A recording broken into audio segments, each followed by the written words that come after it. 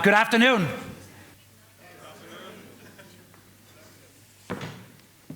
Good afternoon. Let's maybe stand up.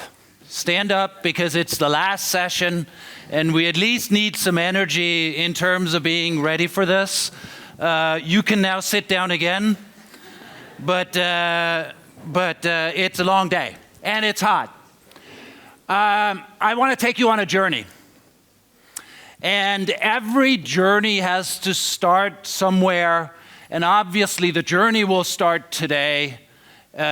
We will then, with that journey, go 15 to 20 years out into the future. And we will describe the future 15 or 20 years from now, which will be your North Star. And then we, of course, have to go back to the present and figure out what is it actually we do to get to that North Star. So this is a digital journey that will start with 3 quotes. First quote, which is actually very old. It's from 2011. It was made by a gentleman called Mark Andreessen. He is now a multi-billionaire. He was one of the first developers of browsers, but ultimately came out in 2011 when he had started a venture capital company that invests in software. So he had a vested interest of saying this, is that everything is becoming software. And that is true. Everything that you do is becoming software. And in the journey that I am going to take you on, I will illustrate to you why everything is software, and we are potentially not prepared for that. The second quote is about the fact that we therefore have to learn how to behave like software companies. Now, that doesn't mean that you actually go out and you start to sell software, but what it does mean is the principles in which software companies operate, which is continuous change, which is being agile, which is assuming that there is, in fact, software everywhere, is what you need to instill, not just in your own practices, not just in the practices of your peers, but in the practices of everybody in your organization. Now, if you then say, and we've only gotten to the first slide, and you conclude, I don't believe what he's saying, because software is what the IT department does, and everybody else is kind of focused on running the business. I have a proof point that would suggest you are wrong, and I am right. Because if you take a look at the marketing budget of your organization today, how much do you actually think that budget consists of software?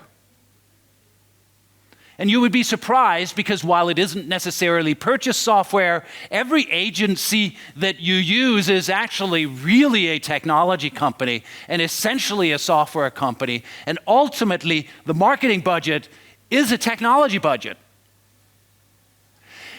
That is now also becoming true in HR.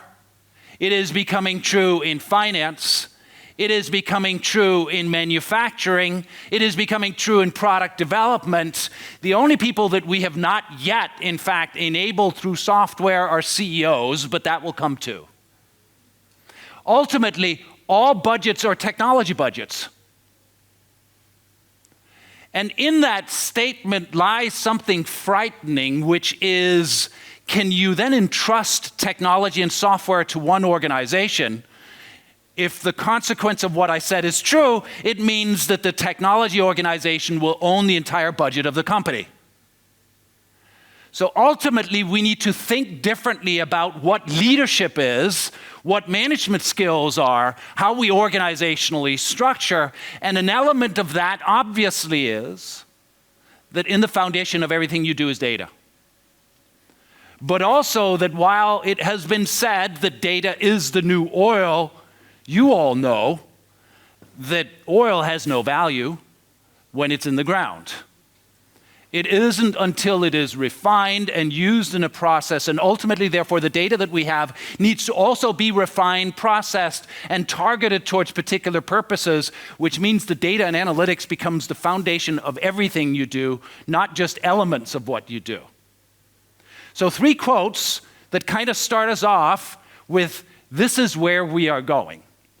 But before we start our journey, we do need to then say, well, what is it actually we face as business challenges right now?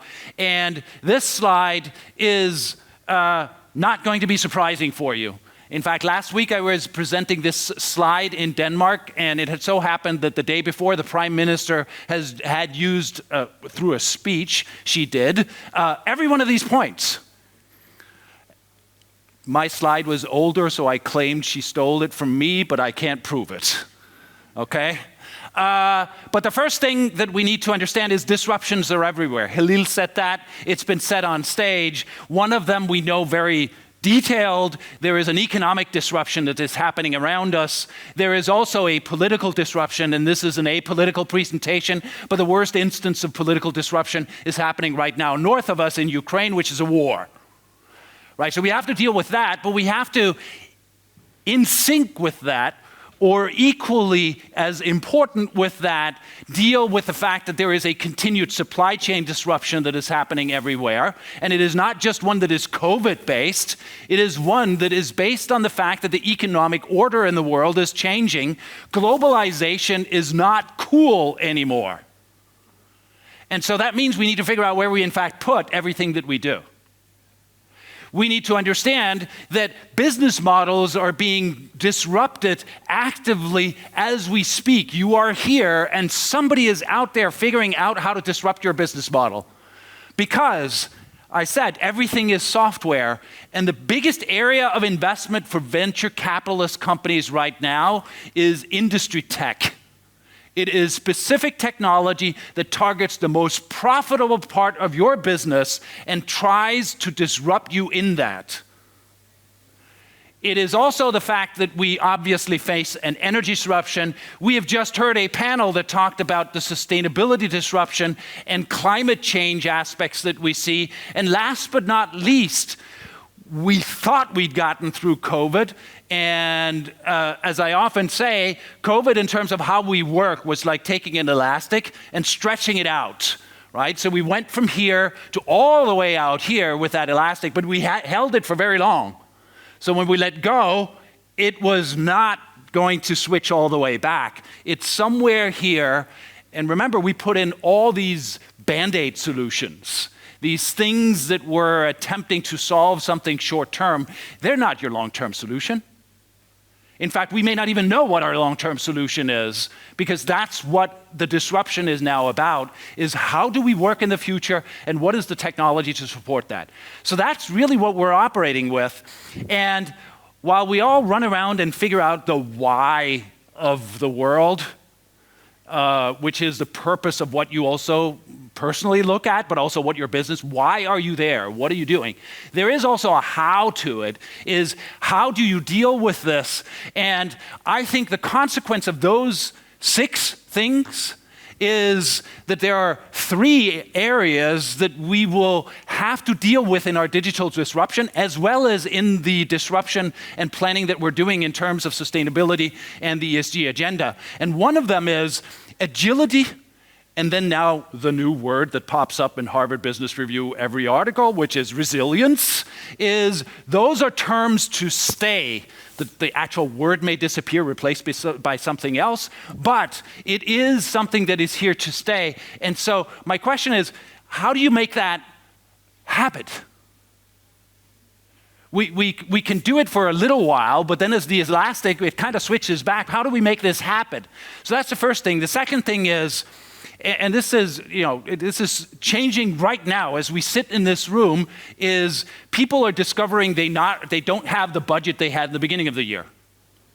It's a simple fact. I was on the phone with a German manufacturing company a couple of weeks ago, and the German manufacturing company says, we had a budget, and we had lots of money in our IT budget, because it was a CIO, at the beginning of the year, but we had to give it all of the increase we had to give to pay for gas. All of the increase. And that is happening with consumers in Turkey, but also everywhere else, is people are being consumed budget-wise by things that they didn't plan with. So cost optimization becomes what we do. And then, of course, there is this big problem we have in the world, which is there is simply not enough money in the world or in Turkey or time to educate the people that we need in the future. I asked a question earlier today to a bunch of CEOs, how many PhDs in data science come out of universities in Turkey? Doesn't matter what the number is, I know it's not enough. It may not even be enough to satisfy the demand of all the people in this room, let alone everywhere else. And so we need to think differently about this, and I'll get back to it because I think that there are ways in which we think differently. It may not be what you do, but the point is, 3 things.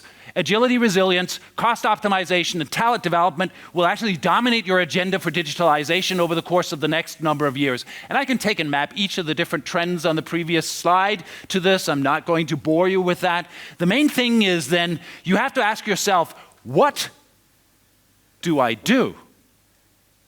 What do I do?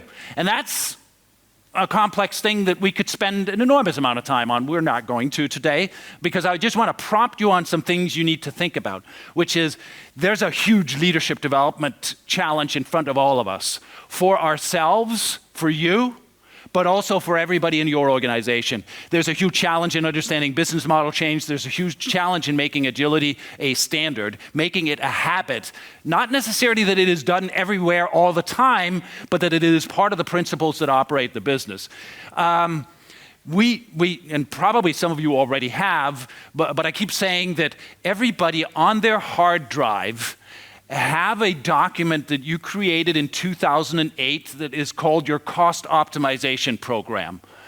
And for those of you that were in business then, go back and find it, or ask the people that were there and have them find it, because it's just as relevant today. It's just as relevant today, because this thing doesn't change. It's a question of execution, as opposed to we've come up with something brilliant that nobody thought about in 2008. And then last but not least, and I'll talk about this later, is the aspect of talent becomes very important for everybody as we look at this. All right, so journey. Let's go 15 years out, and we'll do this fast and talk about what is going to happen. First, at the top, I want to notice something. We talk about digitalization. Our ambition is to make digitalization invisible and indispensable. So that's really the challenge and where we will be going. So that is our North Star of the journey. Now, what you have to imagine is your organization taking AI to the edge of what you do, taking cloud to the edge, meaning it is everywhere. Not a series of projects, it's everything that you do is essentially now enabled by artificial intelligence with a data environment that supports that has the right level of data. Second thing is, everything is put in the cloud because now you become more agile, you're thinking like a software company. And then 15 years out, we do have to think about the fact that our compute architecture may start to change. You're not going to have a quantum computer, well, I have to obviously assume that there may be one that has it, but you're not going to have a quantum computer in your basement 15 years from now. But you will likely rent services from somebody that has a quantum-based environment. Rent services. Because remember, the IT industry repeats itself. Remember when we rented mainframe capacity from somebody? The quantum phase will go through the same phase in terms of us renting it, and eventually we will have it in our hand. That may be a little further out. So we will have the compute capacity, and then last but not least, we will have the capacity of developers, because we will have solved your problem that I just mentioned earlier, which is you can't get enough developers in your company now, next year, the year after, or the year after, or the year after. And so we have to think differently, and the way we think differently is to think of everybody being developers. So all we have to solve is the tools need to be available that allow you to do that. All of this, these 3, 4 major things here will be surrounded by unlimited bandwidth, ubiquitous security, and it all generates a data-based environment that then allows us to do 3 things, which is what society is about. Well, not really true. It's the majority of what organizations are about. Organizations make up society, and those are the following. First is all products and services will be digitalized. All products and services will be digitalized. And the development of products and services will start digital. Will start digital. All of it today starts physical, and then we go digital afterwards. This means that the concept of digital twin is pervasive 15 years from now. It means that in that is embedded what we heard about, which is a circular, sustainable economy because the products are trackable. I have this one organization that I work with, which happens to be a Danish organization, and it has something very basic, which is a 1,000-year-old industry, which is to turn cowhide into leather that then goes into shoes. This organization has actually developed a blockchain and know exactly which cow was killed when and what part of the cow's hide goes into a set of shoes that Gucci or other of the high-end manufacturers create. Because then they can track the product, but they can also ensure that this may be reusable because they know exactly the age of it, the value of it, the kind of skin, and what have you. This is a 1,000-year-old industry. 1,000-year-old. We've been doing this for so many years that is becoming digital, and that is then also a sustainable approach to doing it. All products will be autonomous, so they will act on their own. They will know what other products do and can act in combination, which obviously is always the sci-fi scary scenario, is the chairs in this room at some stage will start to attack you. Doesn't happen yet, I promise, but eventually at some stage they may move up there because they don't want to listen to the speaker. The second thing is all processes become digital. But not only do they become digital, they are automated, composable processes. And we all go, yeah, that sounds cool. But when I make processes composable, I destroy something in your company that has existed since modern economic times, which is the functional structure of your organization. I don't have to have marketing and sales and finance and what have you structured the way they are because my processes are composable. I can move them around. And so it creates a completely different world that we're in. And again, as you will probably now get, my main thing here for you to leave with, even though we're not at the end, is that leadership development becomes the most important thing for you to think about because we're not ready for this. The technology is, we're not. The last thing, and this becomes the really scary part, is that we then also all become digital. You will have a digital, non-fungible token that you own, which is an exact replica of yourself. That person will be hired or may not even be hired in the organization you work in. Because maybe the company only wants to hire the physical part of you, but doesn't actually want to hire the digital version of you. So in essence, what we have here is a digital world in which everything, product services, organizations, and human beings have complete digital replicas of what they do. There is nothing in the technology that inhibits this. The issue is we have to go back to today and understand what is our journey going to be. And you heard Halil talk about this, is we need to have a sense of where we are. Because how can you go on a journey that I just painted without knowing where you are starting? Try to, I don't want you to do this, but go on Google Maps and ask for direction someplace. It needs 2 points. You can't really do it with 1 point. And so if I ask you, if you went into the Google map of your digital strategy, what are the 2 points in your digital strategy? Now, that's the first thing. Now, you can see down here is people are ambitious of where they want to be just in 2 years from now. So the light numbers here are where people say they are today in the Digitopia database. The blue ones are where they think they will be in 2 years. I love ambitious people. But we should also be realists. And part of that realism has to do with strategy execution.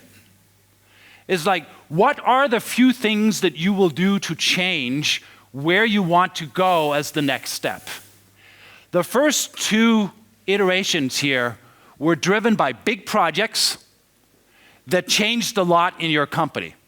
The next is about getting everybody involved in your organization, and that involves all managers. And so that is what I need you to start to focus on now, because, and I tell, this is a personal story actually. I was a manager. Well, I guess I still am. I manage myself now, which I do a bad job of. But anyway, I used to manage a lot of the Gartner analysts, and we wanted to become agile. Which of course, aligns with my presentation. And we wanted to become agile when it came to how we did performance management. And you do performance management, you tend to sort of give people some objectives, and then a year after you tell them, you did great here, you didn't do so well here, you did great here. Obviously in Turkey, you would have given them salary increases throughout the year, but in a non-inflationary environment, you would then give them a salary increase at the end. I wanted to change this to sort of a dynamic way of doing performance management, because in a digital world, you don't know what the initiatives could be 12 months out. So how can you set objectives 12 months out if the world changes like we've just seen with the disruption? It took me 3 years to get 50% of the managers to be able to do this adequately. 3 years to do 50% of the managers to do this adequately. And what I would propose is going from 3 to 4 is not just about changing performance management. It's about changing the way we budget. It's about changing the way we do project management. It's about the way we think about the customer. It is about the way we think about the supplier. And this requires us to look at what capabilities we need as leaders and managers. So then the question becomes, so what are the big things we have to focus on? I mean, okay, so we understand where we stand. Hopefully you do that. If not now, very soon. And you know sort of what the project, but what are the big things that are happening? Now, we can't talk about all 6, but I'll touch on 3. But I'll show you the 6 so that if you ever want to hear more, we can obviously arrange that. First is, and I won't talk much about this, is we need to figure out how we change the mentality of the organization to be a digital-first product and service development organization. We can't anymore develop a product. I'm a drug company. I'm developing the COVID vaccine, and I do a lot of development about it. And then at the very end, just before we launch it, they go, oh, we need a website. Or we need a social marketing program. Or we need to describe this in terms of how people can interact with us, because we actually want this as part of a telemedicine environment. You can't do that anymore.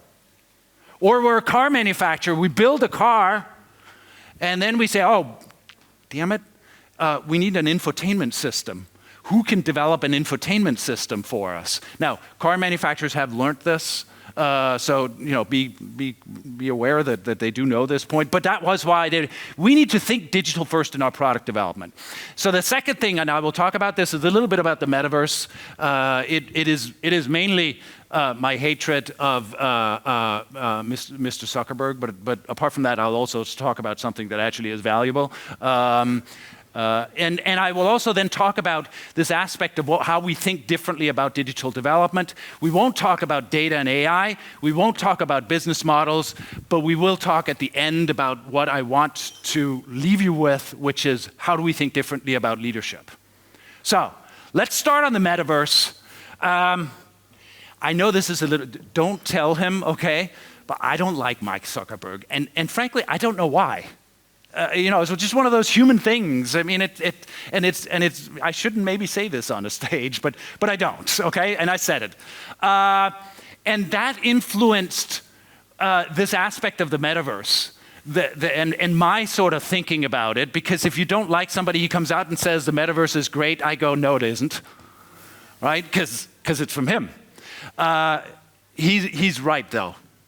Now, I don't think Meta will be the ones that actually do this well, but he is right that this is important. And you have to take it important as an important aspect, because this is where all the people you want to hire are. And I have been in this industry for so long that it's embarrassing to admit, but I remember the whole PC revolution. And there's always one thing that has stuck with me about the PC revolution, which is it isn't until version 3.1 that something becomes successful. Windows 3.1, okay? And it isn't until you really understand that volume of numbers are important.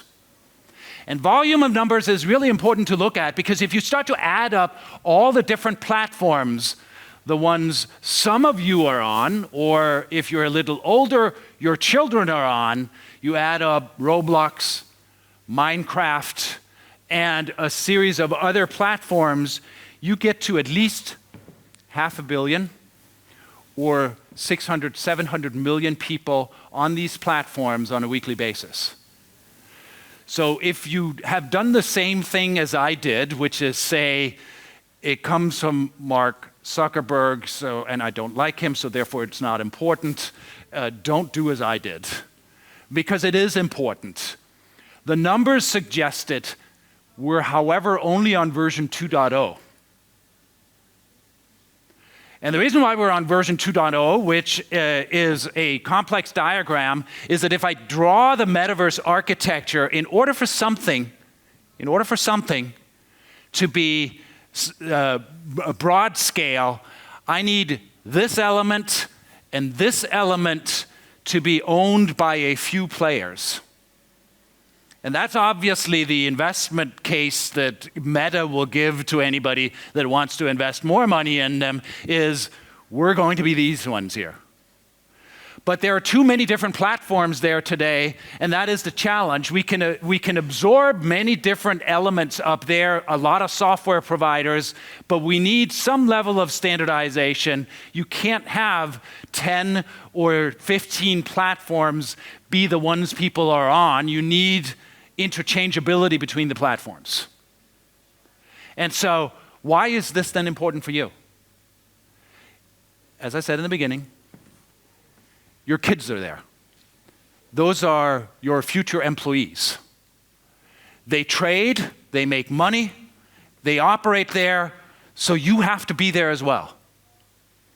The Italian police is there now. And they are there because they believe that they can learn from this environment, because behavior on virtual environments is actually different than behavior in real environments. And so you may also need to start to learn about this simply because of the fact that this is how you operate in the future. I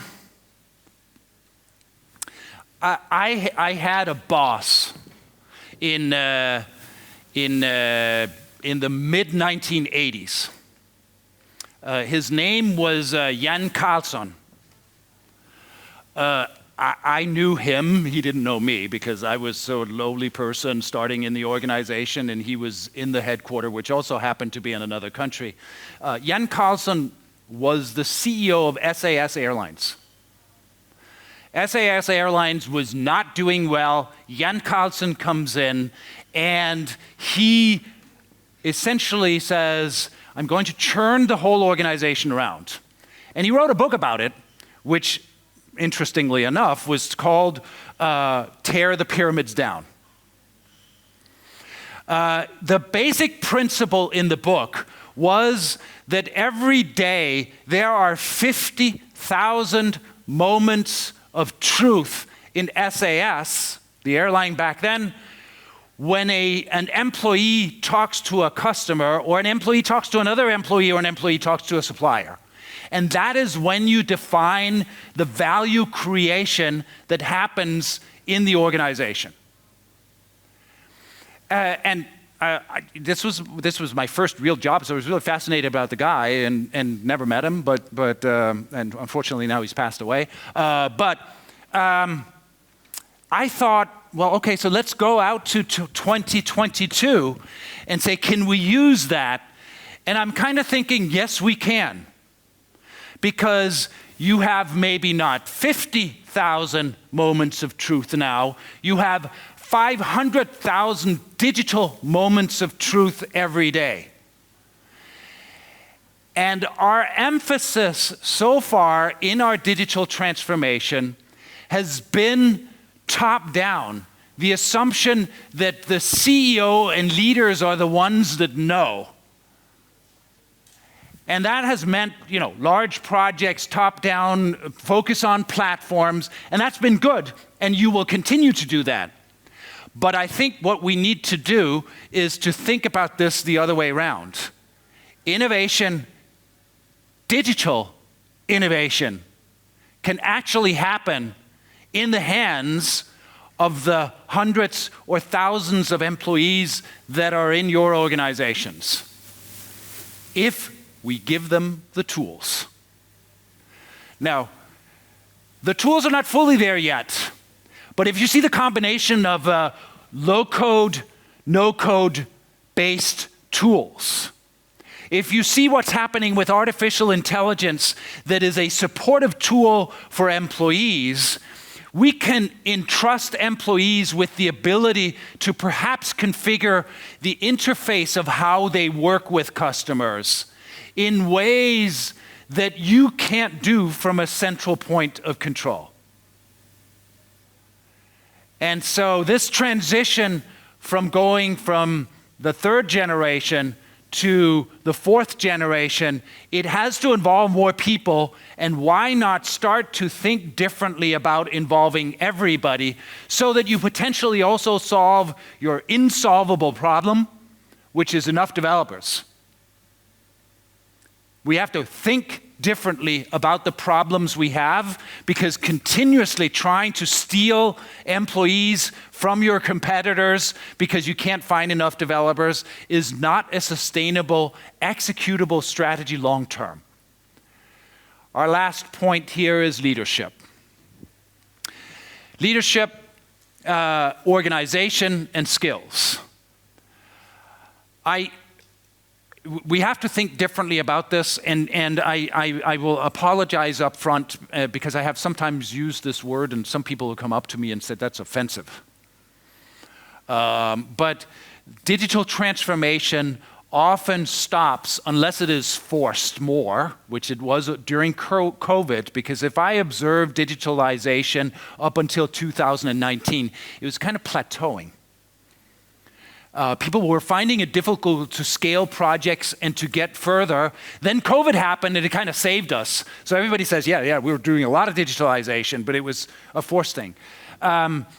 We need to start to figure out how we kind of get this transition. And when I say offensive things, I describe this as the reason why it stalled was frozen middle management.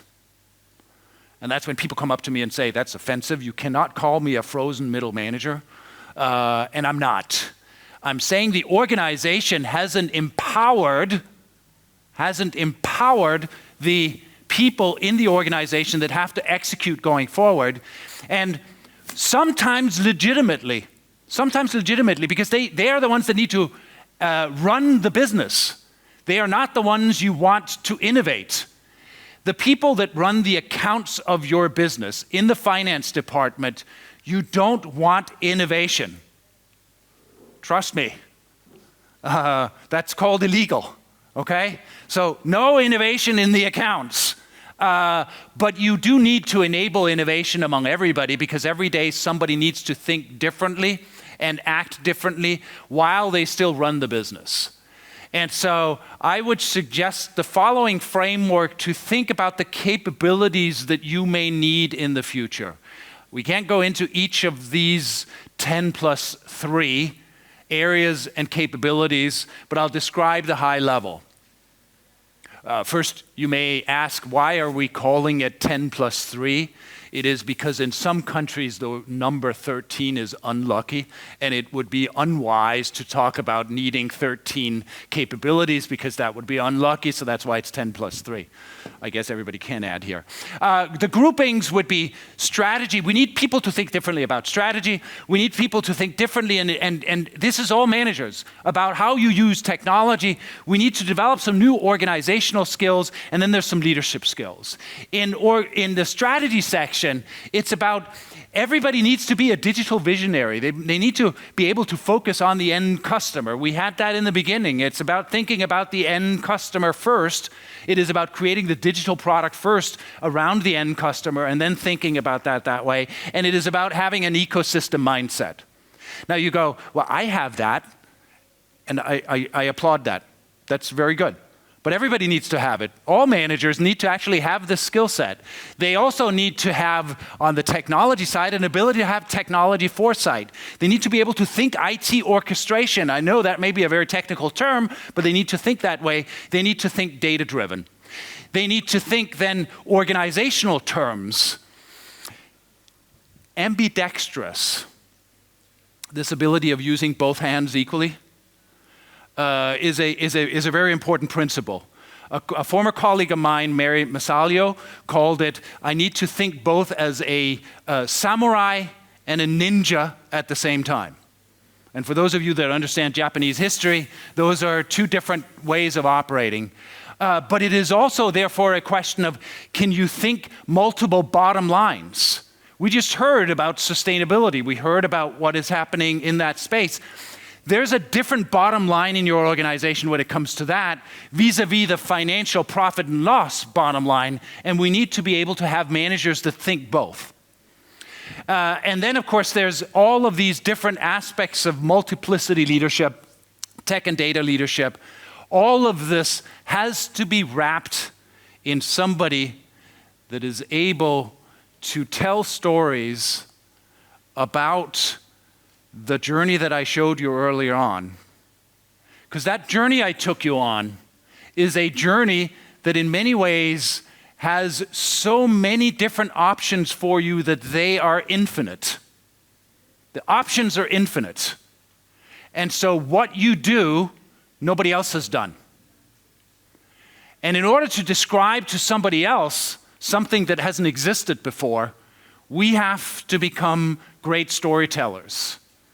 I apologize, I don't know any Turkish great storytellers, but I know a Danish one, Hans Christian Andersen, because you all know The Little Mermaid, which Disney stole. But Hans Christian Andersen was the best Danish storyteller there is. And he told stories about things that people hadn't seen. But when he explained it, they knew exactly what it was. We need to be able to do that in our next digital journey. And if I take these different skills here and map it into where companies are today, then another company that we work with actually does a benchmark of where people are with their skill set. On a scale from 1 to 7, you could see we're not even halfway. We're not even halfway, and this is a very large database of companies. We're not even halfway. So I want to leave you with 3 things. First, the digital journey you go on now is more complex. It has a North Star that is amazing, has some risks, but understand that this next wave involves broader involvement because every budget is essentially a technology budget, and every person is a technology person or a developer. Understand that these 6 digital focus areas that I talked about are probably the areas that you will spend a lot of time on over the course of the next 3 to 4 years. And last but not least, go back, tell the HR manager that you love him or her, because that person is pivotal to the execution of change of organization, of capabilities, of leadership development, of new skills. And if we don't get those people on board in the next phase of the digital transformation, we're doomed. With that, may the digital force be with you in whatever you do. Thank you.